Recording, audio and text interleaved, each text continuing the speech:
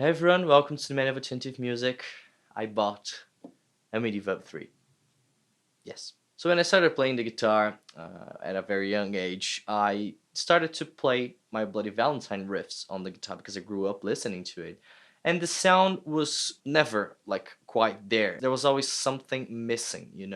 And when I started to get older and more experienced, I started to learn about what gear they use, and I became fascinated and a bit obsessed, have to admit, with the gear that my Bloody Valentine used to record their albums. Mostly Loveless, I have to admit, mostly Loveless. So finally got myself one of these. And here's the thing, it's not stated anywhere that my Bloody Valentine has used the Midiverb 3. It is everywhere in the internet that they use the Midiverb 2, but I believe that these have might have the same algorithms, all by Alesis, and yeah, it works in a very similar way to the Midiverb 2.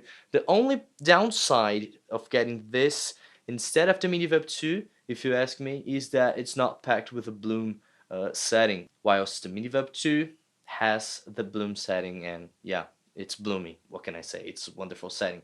But I bought this because I wanted to try like the closest thing possible that I could get to that reverse and gated settings that were used to record those albums that we love so much and to play live and stuff. I heard that Kevin Schutz used these to play live, but I can't confirm that. So if you guys know something about this, please comment below. Have my Bloody Valentine used this or not? Not at all. Regardless, it's a very nice unit. It's not packed with the bloom setting, but it has a wonderful reverse reverb and a wonderful gated reverb. And it also has some other stuff that a shoegazer like us can enjoy to record stuff like chorus and delay, a very glitchy sounding delay because, this is from the early 90s. Actually, my unit is from 1990. There's a sticker over here that says that. So it's packed with some resources that can get you back into early 90s and late 80s territory. And since I became obsessed with my Bloody Valentine gear at a young age, I heard that Ben the Butcher used one of these. This is a Boss Heavy Metal HM2. I have a whole video debating this topic. It's going to be here if you want to check it out. But for today, I wanted to try like putting the reverse and gated reverb of the Midiverb 3 behind the Boss HM2 and see if this gets us like closer to the sound of my Bloody Valentine in their early days. I became so fascinated with Belinda playing an HM2 because when I started playing the guitar, these said metal, so I thought it's supposed to play metal, and it's not. And for some reason I couldn't accept that when I was a kid. Now I do, and I love these. And yes, let's see how these two sound together. Hope you like it.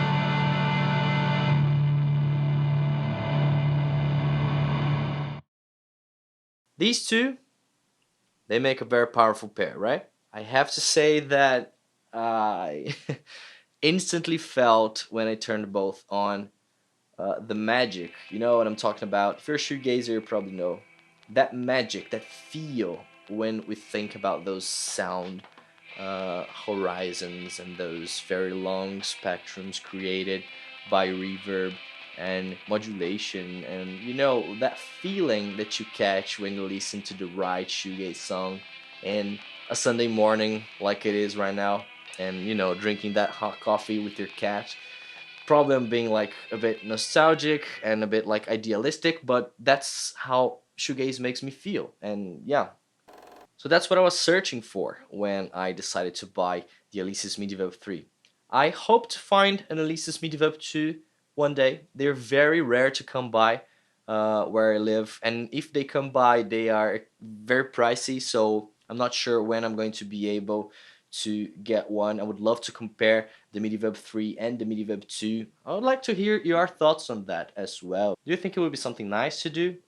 What do you guys think? Because I honestly do think that both units sound really good, and I have played with the Midiverb 2 before, but I haven't had the chance to do this, you know? Use the HM2 after the Midiverb and like drive this with the reverse and gated reverb settings on this wonderful little thing. It's certainly packed with all that 90s feeling of recording, you know, like using inserts and stuff. I'm not from that time, but man, I've recorded stuff using analog gear or rack mounted gear before, and man, it's wonderful. I mean, it's a whole different experience to what we're used to, like always connecting stuff to the audio interface and recording with our computers and stuff, and it's very nice.